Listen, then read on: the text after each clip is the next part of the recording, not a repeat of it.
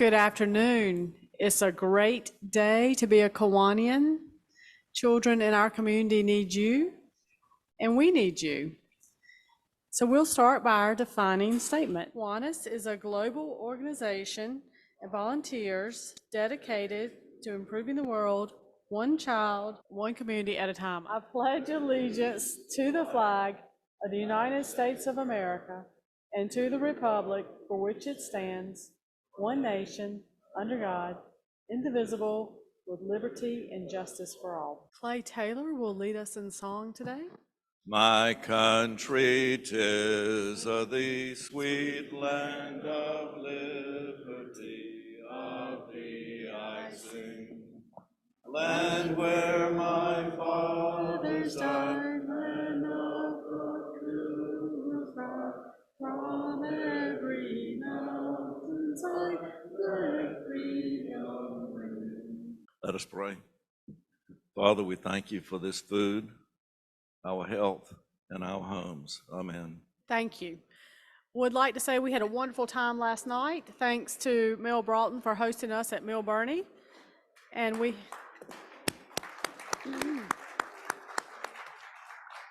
oyster casserole or stew was a big, big hit. And encourage everyone to come next year. We're going to introduce our guest. Will you please raise your hand if you have a guest, and we'll bring the microphone to you. I've got two guests here today. Mike Burkhead, my husband, is here joining us again, and hopefully we're going to get him to help set up for the pancake breakfast Yay! Right after lunch.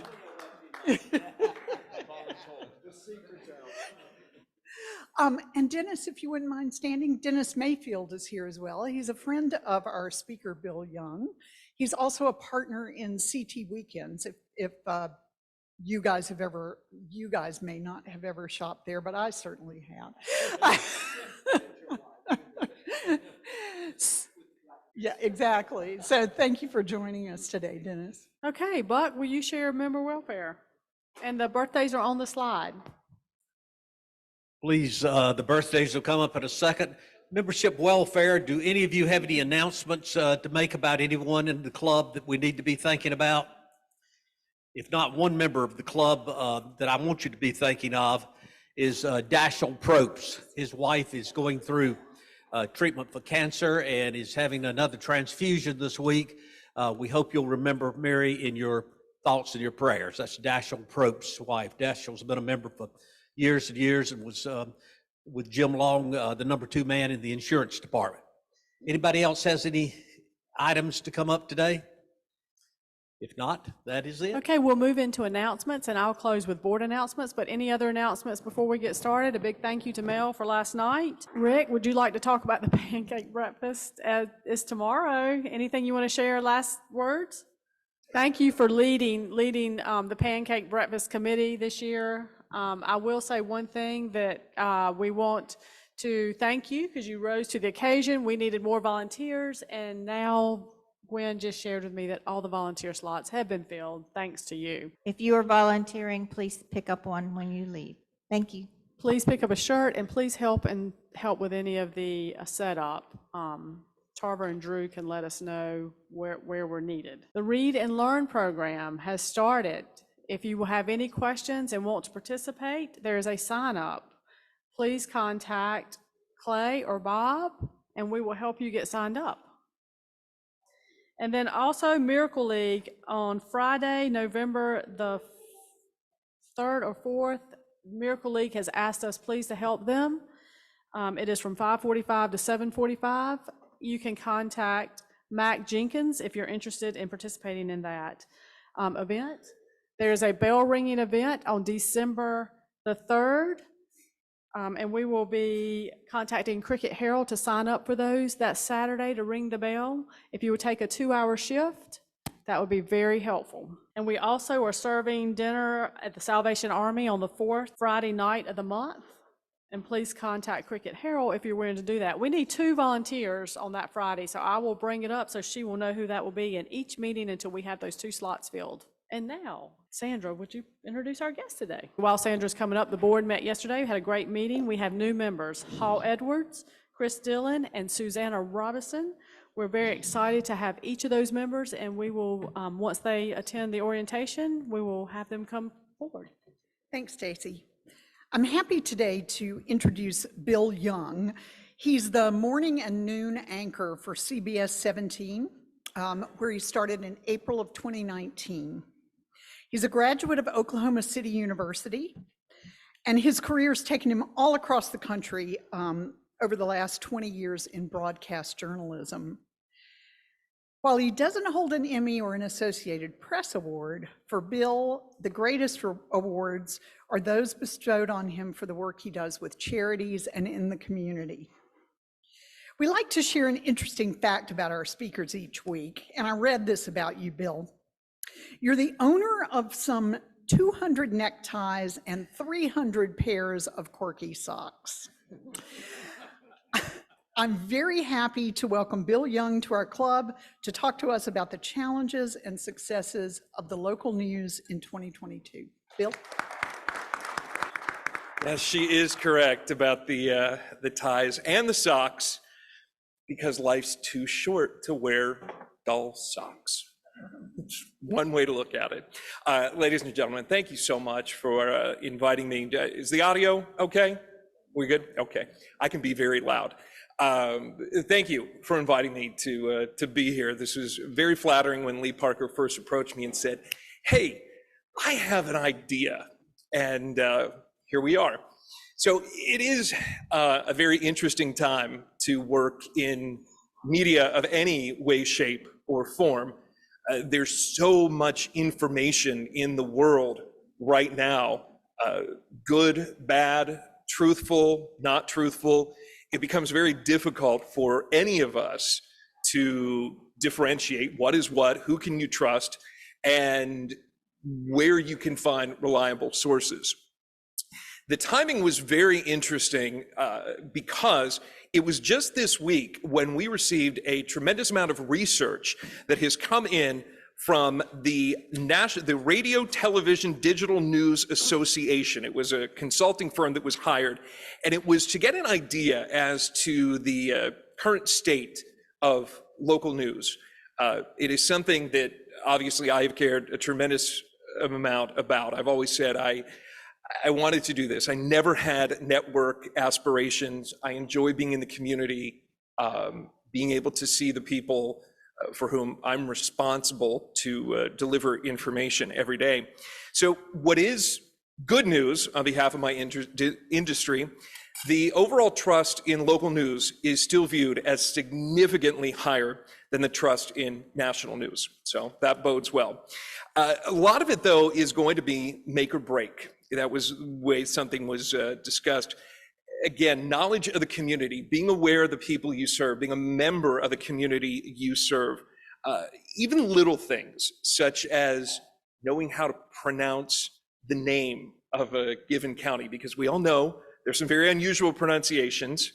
Now, having worked and lived in Oklahoma for a very long time, as long as it's not Pushmataha, Okfuskee, Okmulgee, I think that I should do okay with some of the names here in North Carolina. I always have.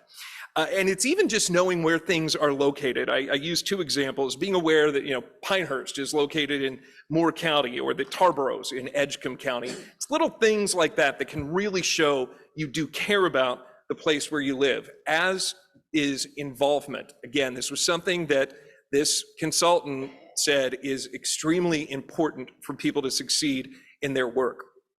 So I'm going to put out two words that send terror through every member of the media, as they should, and that is the words fake news. So what is fake news? We can go down a rabbit hole of what it means to everybody, what it is viewed by everybody. But when I looked at the origin, where it was to really come out, it goes back to clickbait. Something that is posted usually through social media, something we didn't really have to worry about 20 years ago, and where it may not be a completely accurate story, or maybe there's a small amount of truth that they are dangling out there, hoping that yes, you are going to bite, and yes, you are going to click, and even if that annoys you, well, by golly gee, you have just clicked on their link and that has upped their web views. That's something that, again, if you try to be honest and you try to care about the people that you serve every day, can be very annoying, but is often above my pay grade. This is something interesting. Even when it comes to local news, the trust factor, as I said, tremendously greater than national news. However, 1 in 5 people still view the coverage of local news as being fake news. So this was what was very interesting to me. It's the rotten apple syndrome. All it takes is one reporter, one anchor making an error, a serious error in judgment or error in presentation. And that alone, that one person has been found to be enough to make viewers say, not a good channel. I can't trust them. They are not reliable. And it really does. It ruins the station. And it is something that is very difficult to control, especially in the 24-hour news cycle. So what do people want? I'm curious to kind of gauge your reaction. 50% of the people that were polled said they like problem solving. Now, what's interesting is that's only half. So I'm not sure what the other half wants, but they only 50% want problem solving. This is important. 53% want stories to be followed beyond just being told. What are the next steps? What is the new information? What are we getting? What information is coming to light? I think, unfortunately, the events over the past week in our community demonstrate there has to be that ongoing drive to get information. This is something that was interesting to me. Holding leaders accountable, something that obviously is the basis of journalism and has been going back more than a century, whenever you can view the start of journalism. One avenue that I don't kind of want to really go off, but has been my experience and can be a very difficult thing in today's world. Again, a lot of this trails back to the prevalence now of social media. Everybody, every company, every politician, every celebrity is very, very determined to control their own image. Meaning, this was to me a prime example. This is when I lived in Alabama, there was a politician, a large scale event had happened, and we reached out to a number of political figures to gauge their reaction. Some immediately responded, and there was one that we knew every single time this was going to happen to us. Wouldn't get back to us, wouldn't get back to us, wouldn't get back to us, wouldn't get back to us. It would be 5 p.m. We would go on the air, and that's when they got their statement to us. So it was after we had already said, well, we reached out to Joe Smith to get a statement, and they haven't provided us with an answer. By God, they did provide us with an answer. And it made us look as though, well, we were biased. We weren't getting their response. And again, that becomes very, very difficult. I was having a conversation with my boss today about the challenges that I think the entire journalism media industry faces in gaining people's trust, because it has been degraded so much in recent years in particular. As I said, I hate to keep going back to social media, but that has really sent things over the edge. In even being able to gather the information, I would say there's a lot of people that are looking for affirmation, not information. And that can be a challenge. There's also a lot of information. Again, I'm just going to go back to this tragedy we experienced last week, where all 3 of the local TV stations were being flooded with information, and you're trying to scramble, and you're trying to get out there, and you're trying to get things. And unfortunately, there's a lot of false information that is being fed. And again, it presents a struggle. So probably sounds like I'm up here trying to make an excuse, and I'm not. I'm trying to bring everybody into the reality of the challenges that are being faced in local news in 2022, going into 2023. Like a lot of industries, budgets are being cut. A lot of very qualified, longtime people with tremendous connections in the community are retiring, are saying, this getting up at 2:30 in the morning, which I do, is wearing on me.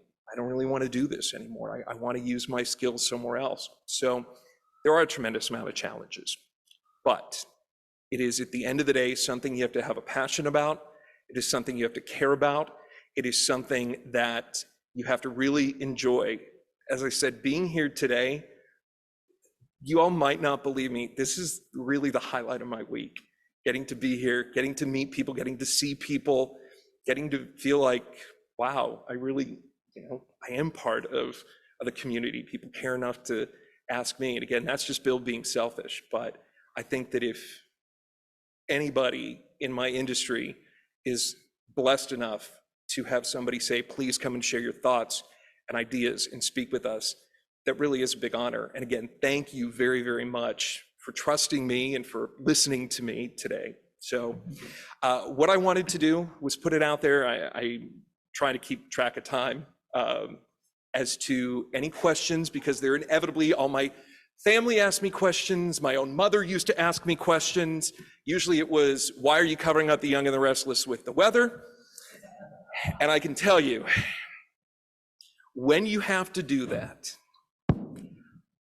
I would like to go under my desk and cry, as opposed to preempting the Young and the Restless. I mean, whew, you might as well call somebody's child ugly. You might as well, I don't even know what to do. It is, the wrath rains down upon you. Anyway, so I wanted to throw this out there. If there are any questions, if there are any ideas, maybe I can try to provide some insight. By all means, let me know. I was told this is a good question asking group. Yeah, I was wondering, you mentioned the social media aspect. So many people get their news now, different sources. Like, I rarely watch the news, but I do it online all the time. How do you account for the viewership for that with the ratings? I mean, you talked about the clicks. I mean, is that more important now in what you're looking at? Do you factor all that in? I'm just curious how you know how you're doing with it so different now. There are ways to obviously track, no matter what any of us do. Trust me, somebody's following us online. There is a way to track every time that there's a click on a particular story. There's a tremendous amount of technology that goes into tracking who is watching through a digital platform, because we have a lot of people that are doing that nowadays, that maybe they are stuck in traffic. They're just kind of curious what might be going on, and they're clicking there. Or we have the little pop-ups that you can sign up and click on those and follow the story. Trust me, every time that you are clicking on something, every time you are watching something, there is something that is keeping track. I don't want to say it's Big Brother. They don't know that, Bill Young is, watching reruns of Mama's Family. But they do know that there are clicks, that there are people paying attention, that there are people watching, and they also keep track of the kinds of stories that are gaining attention. I don't know that I think that's necessarily a bad thing, because it does give you an idea as to maybe what is important to your audience, so you can focus your attention. But yes, you asked me the time, I told you how to make a watch, but that's how it is. Who else? When you lived in Alabama, in what part of Alabama? I lived in Huntsville. Northern Alabama. Northern Alabama. Which is kind of a unique part of that state. Very. It's not like living in Mobile or. No. Huntsville, for anybody who's not familiar, is the largest concentration of rocket scientists in North America. Interesting demographic. Extremely, very affluent, very educated, a lot of people from all around the world. Yeah. How would you compare that demographic to Wake County, which I think is highly educated, a lot of smart people around here, including in this room. So how would you compare the demographics? Do you know, it is so funny that you asked that question, because I remember I came in for my job interview, and Huntsville has the second largest research park in America. And there were so many similarities that I just instantly saw the people with whom I interacted, the people that I met. There was such a commonality. And again, I think it's because you have people from all over the world who are very intelligent, who are very well educated, that have gathered in one place. Obviously, Huntsville is significantly smaller, but yes, it's so funny that you say that, because I thought that very thing when I came here. What is your standard protocol for confirmation of news stories? I mean, do you ask for a double? How do you go about confirming?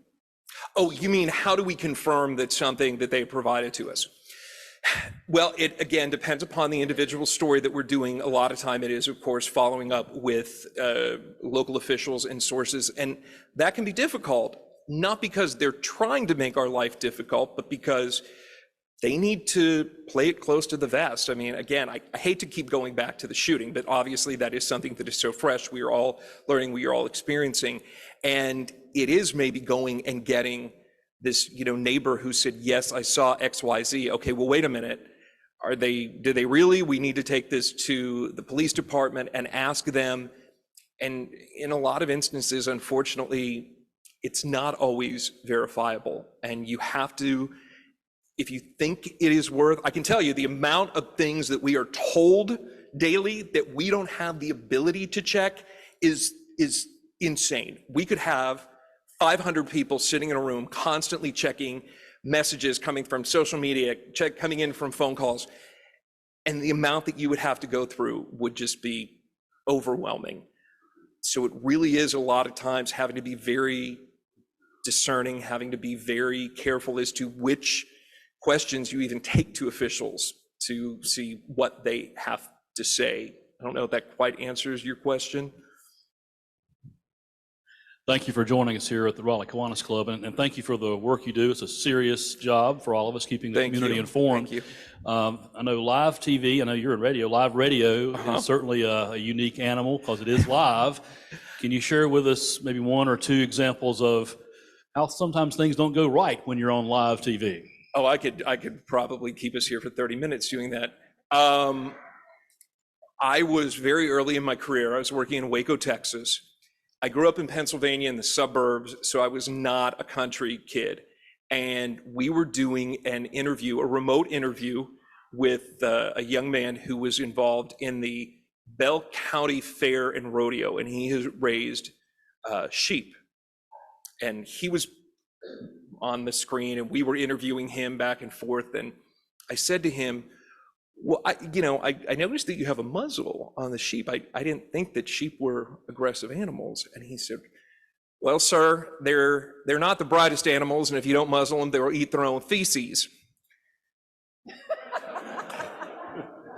I lost it. I mean, lost it. Done. We're done. I mean, turn off the camera, lost it. That was one of the first that really stands out to me. One of the worst in terms of a slip that you kind of think, oh my God, wrong time.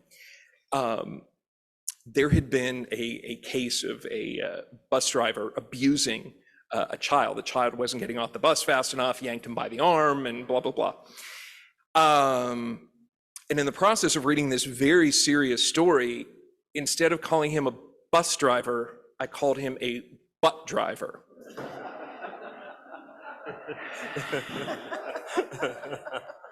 So that is when you think, well, how many phone calls are we going to get? And you just don't want to know. But that was not one of my finer moments. Has there been any information about the motivation of this young man?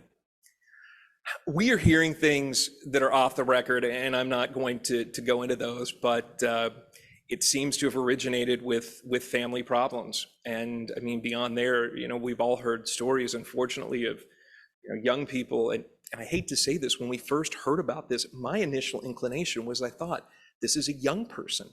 There seemed to not be a control over their emotions, and it seems to have originated with a problem in his home. But that's kind of the only thing that we can piece together that we have kind of sort of gotten from police, but nobody will confirm. So Could you give us an example or two of a story that you thought was really impactful during your career, something you felt made a difference?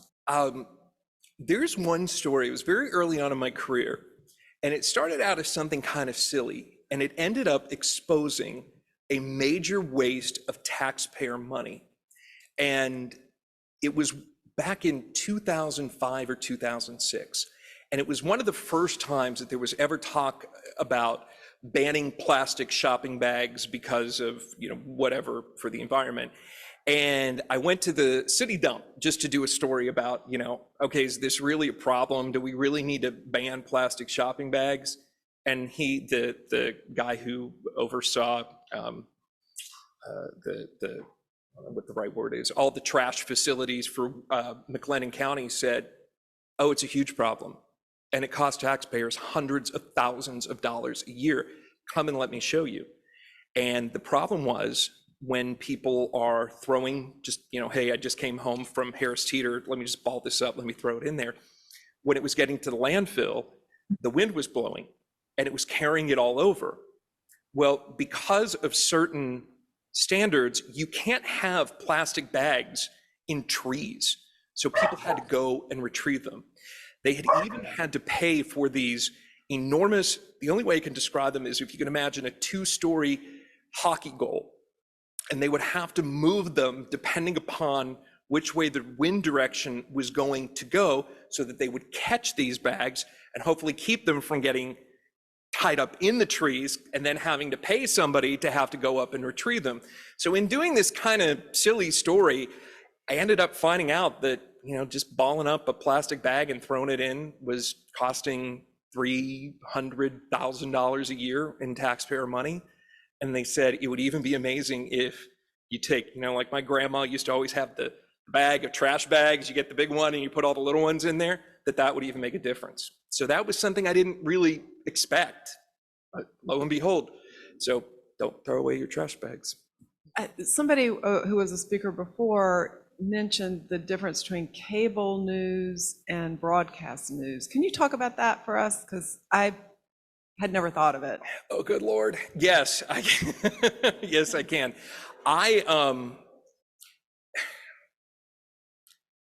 lot of times it has been shown, and I'm going to tread very lightly, cable news outlets, I don't care which one, are much more tuned in, highly tuned to a specific audience than their network counterparts.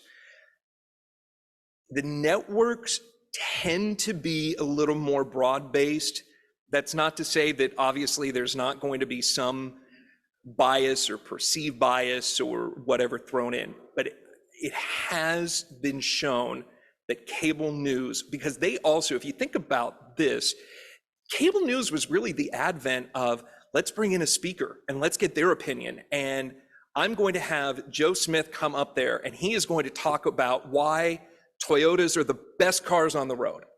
And if you think that it's Hondas that are good, you are wrong.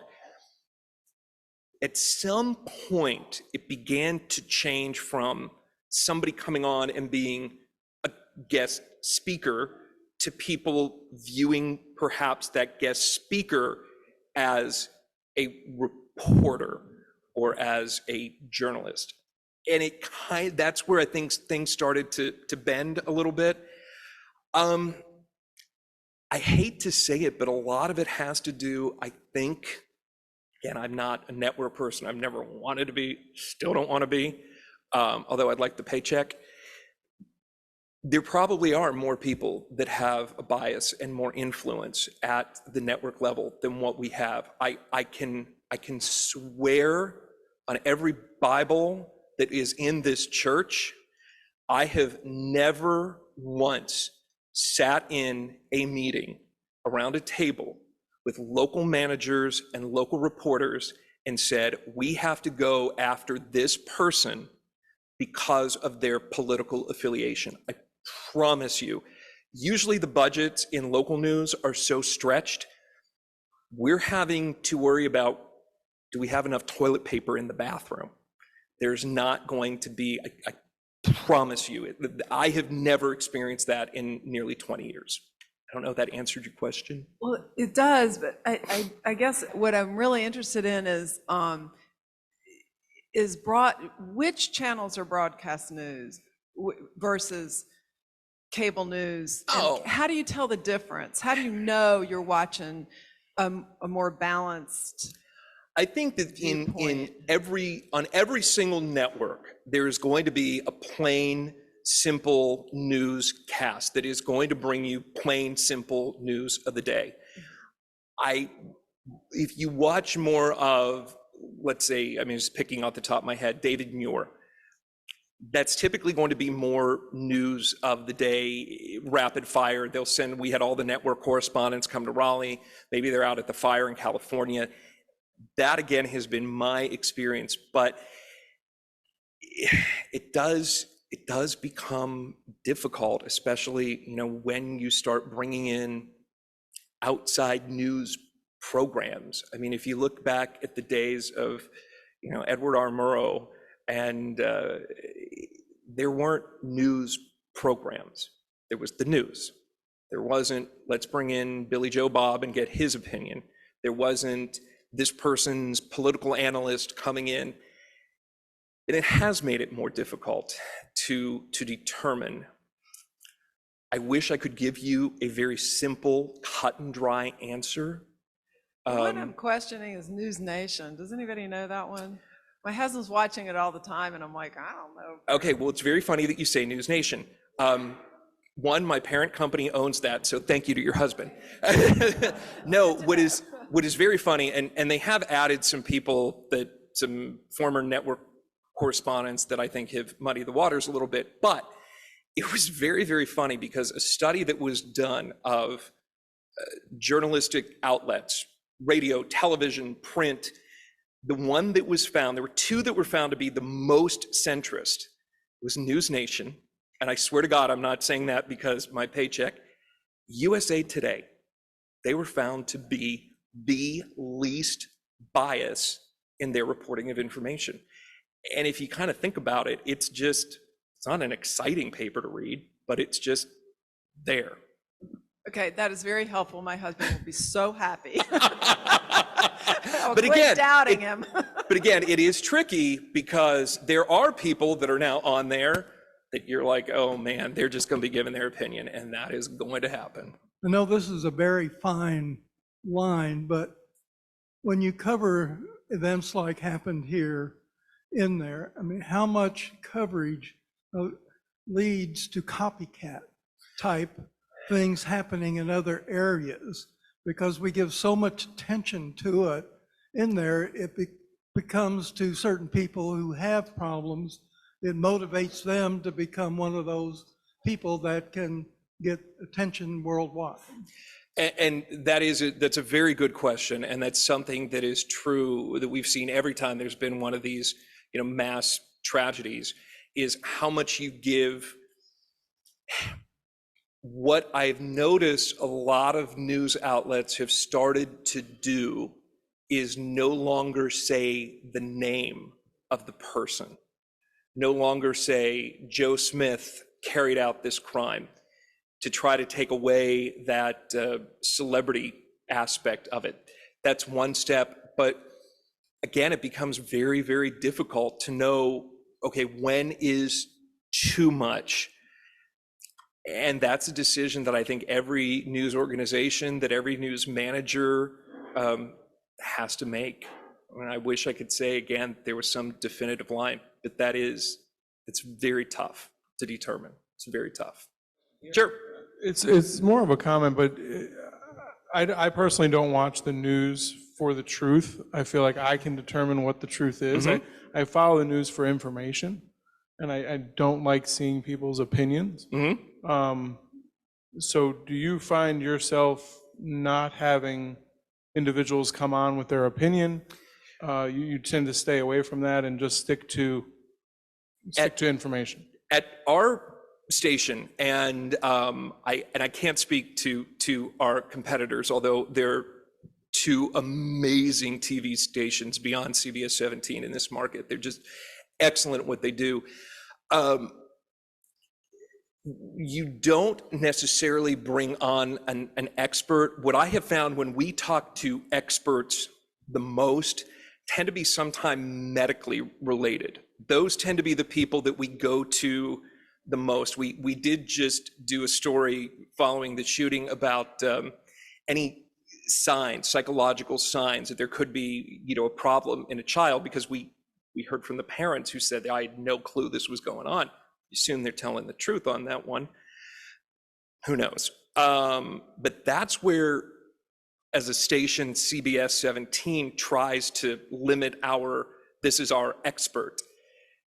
And I've seen, again, other stations, I've been all over the country, and I've seen plenty of stations. I worked at a TV station that was very big into, well, let's bring on an expert about anything and everything. And usually it was pretty benign, but yes, that is something that become very tricky.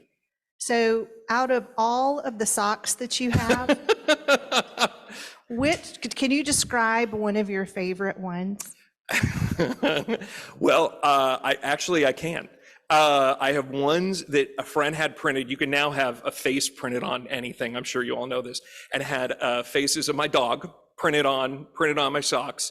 And that's really cute. If you all are looking for any ideas, I suggest that you look into doing that. It's a really fun gift. And there's another one at a Christmas sock. One thing about me, I grew up a car fanatic. I still am to this day. I want to just experience all things cars. And my favorite are the vintage Jeep Grand Wagoneers. And I have socks. I know they probably break down when you look at them. I have a pair of socks that have those with little Christmas trees on top. They're Christmas socks. Pumpkins.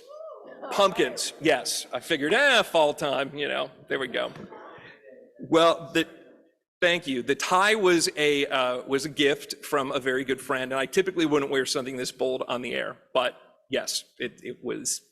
I figured, why not? Regarding political ads, as to what's acceptable and what's over the line.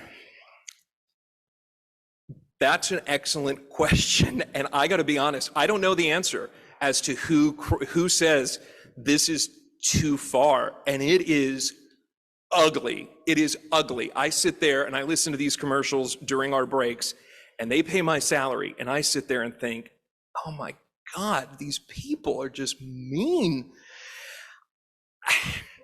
I hate to say it, I don't know the answer. I think though, as long as somebody is paying, that's kind of how it works, unfortunately. I don't know at what point. I would imagine that if somebody came out and said, yes, that politician killed his wife in front of the kids, I would imagine that would be, but again, that's not my end. Whenever it's somebody buying ad time, that's to the ads and the general manager. So. Well, since I have the mic, I just wanted to thank you for what you do, because the print media, they have fired all their reporters, and maybe I'm being judgmental about that, but it seems like we're getting the best news from the news stations, and local news is so important to all of us, so I'm really grateful.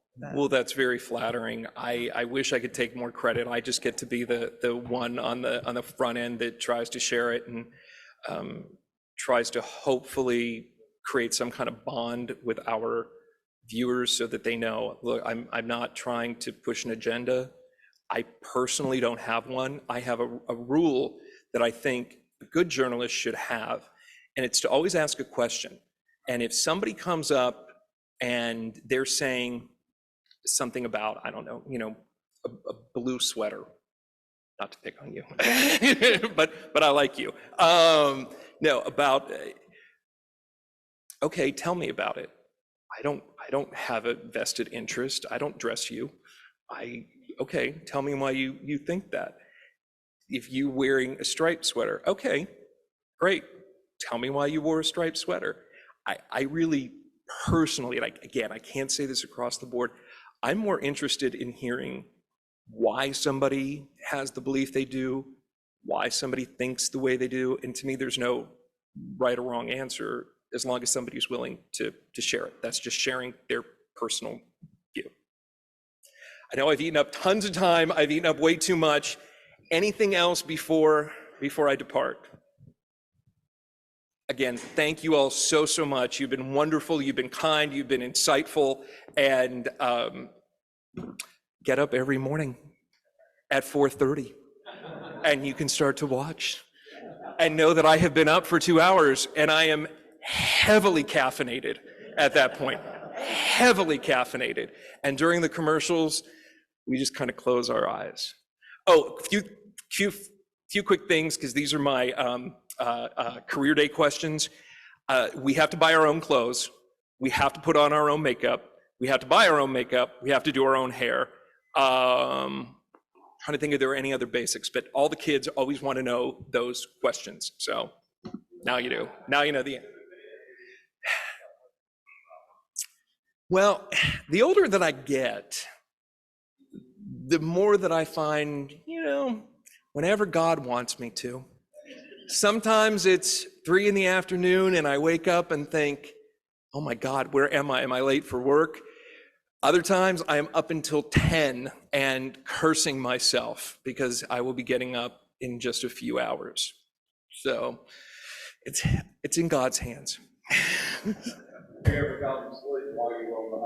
I have not. Do not curse me with this. If I do, I know who to come see for putting that out into the universe. So I have not done this. Yes. Again, thank you all so much. This has been very fun. And I'm very flattered that I was asked to be here. Thank you so much for sharing with us. I think you have a hard job working with the public. You have to guard that integrity as well as being so open and transparent. So as Frances said, we echo her thoughts. Thank you. We would like you to sign this book. We support Read in Need for Children. Yes. So if you will sign it, and then we'll make sure it gets in the right hands. And there is a page right here for you to sign. Okay. Thank you so much. Just right there? Mm-hmm. If you will, I'm gonna slide this out from under your hand so I don't move it while you're signing. So thank you. And I would tell you, if you ever want to be with a group that cares about their community, come join us. You'll get a good feel every Friday. Everyone here welcomes you. We'd love to have you. Well, that's very kind. Thank you so much. Thank you. Thank you all so much for even thinking of me. Thank you. Come back. Yes, thank you. We also want to welcome our guests. And Beverly, I see you online. Thank you for joining us on Zoom. And we want to welcome Mike and Dennis. So thank you guys for coming. And Mike, thanks for helping set up for the pancake breakfast. We appreciate that. Thank you. Don't forget to get your t-shirts. Don't forget to help set up. And we look forward to seeing every one of you tomorrow. It's our big fundraiser for the children of this community. Oh, and next week's program. Next week's program, we will have someone from the print media, and they're talking about VinFast, the new auto company that is coming to Chatham County and the impact it will have on the economy. And this person just got back from Vietnam, going through the plant there. Fantastic. Thank you, Buck. I left my paper over there. So thank you. Have a great day.